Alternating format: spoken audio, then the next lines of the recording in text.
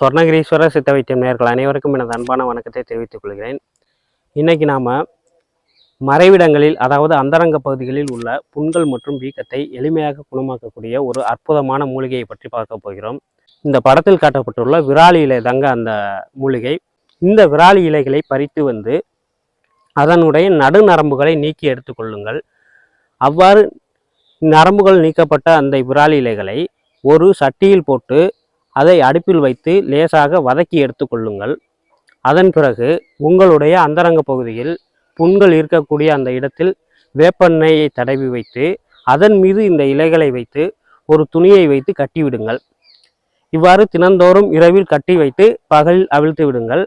இப்படி தொடர்ந்து செய்து வந்தால் உங்களுடைய அந்தரங்க பகுதிகளில் உள்ள புண்கள் மற்றும் வீக்கம் மிக விரைவில் குணமாகிவிடும். மீண்டும் அடுத்த வீடியோவில் சந்திக்கும் வரை உங்களிடமிருந்து விடைபெற்றுக் கொள்கிறேன். நன்றி, வணக்கம்.